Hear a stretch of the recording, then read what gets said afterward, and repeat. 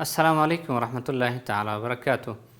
د کورنیو چارو وزارت په تېره اونۍ کې خپرونې ته ښه راغلاست.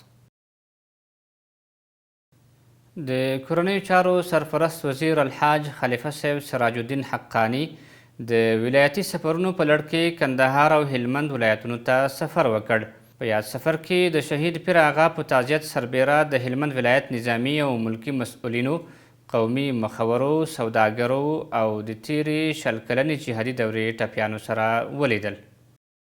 د کورنیو چارو وزارت د مقام دفتر عمومي رئیس مولوي زین الله عابر او د یاد وزارت د عامه اړیکو عمومي رئیس مولوي رحمت الله کاکازاده د وزیر محمد اکبر خان په سیمه کې د شهید شیخ رحیم الله حقانی له کورنۍ سره وکتل او هغوی سره د غم شریکۍ ترڅنګ خواخوږي څرګنده کړه. مولوي زین الله عابر د کورنیو چارو وزارت وزیر الحاج خلیفه سراج الدین حقانی حفظه الله د تسلیت د پیغام وړاندې کولو ترڅنګ د شهید کورنۍ ته ډاډ ورکړ چې د دغې غمجنې پیښې عاملین به ژر تر ژره ونیسي او په سزا به یې ورسوي. همدارنګه د کورنیو چارو وزارت د مقام دفتر عمومي رئیس د شهید شیخ رحیم الله حقانی کارنامې وستایلې او ویې ویل نوموړی شهید یو له هغو ممتازو دیني عالمانو څخه و چې تل یې د هیواد د بچیانو په روزنه کې هیڅ ډول هڅې نه دي سپمولی او ټولنې ته یې غوره دیني عالمان وړاندې کړي او وروسته د شهید کورنۍ سره یوه اندازه نغدي مرسته هم وشوه. د کورنیو چارو وزارت په اډانه کې جوړ د الفتح جومات د کورنیو چارو سرپرست وزیر الحاج خلیفه سراج الدین حقانی حفظه الله له لورې په داسې حال کې پرانیستل شو چې د کورنیو چارو وزارت نورو مشرانو او په افغانستان کې د امریکایي پوهنتون پخواني استاذ ښاغلي جبریل عمر هم ګډون درلود. د کورنیو چارو سرپرست وزیر د یاد جومات په پرانیست غونډه کې پر جماعت او عبادت ټینګار وکړ او ویې ویل چې جوماتونه د نمایش ځایونه نه بلکې عبادت خونې دي.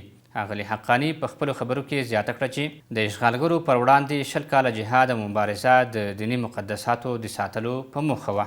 د ویل وړ ده چې یاد جومات په 9 میاشتو کې د کورنیو چارو وزارت په اډانه کې د کورنیو چارو سرپرست وزیر الحاج خلیفه صاحب سراج الدین حقانی حفظه الله لخوا په نږدې 1000 متره مربع ځمکه کې د 13 میلیونو افغانیو په لګښت جوړ شو چې په یو وخت کې د 800 لمونځ کوونکو ظرفیت لري.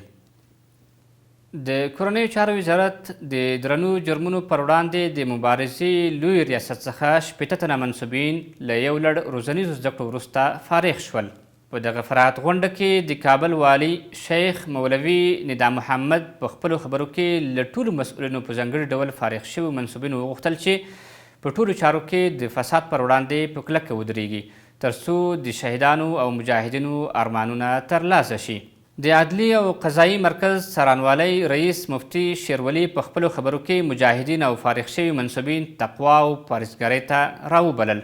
د درنو جرمونو سره د مبارزې لوی ریاست مرستیال مولوي فضل الرحمن حقانی هم په تیر یو کال کې د یاد ریاست پر کړنو او لاسته راوړنو رڼا واچوله او ویې ویل الله تعالی فرمایي واعدوا لهم ما استطعتم چې څومره مو طاقت وي نو هغومره تیاری ونیسئ او دا امر عام دی ټولو ته دی. هر سړی دی په خپل بخش کې تیاری ورته ونیسي، که هغه مالی بخش دی، که اقتصادي بخش دی، که هغه د دفاعي ځواکونه دي دفاعي بخش دی.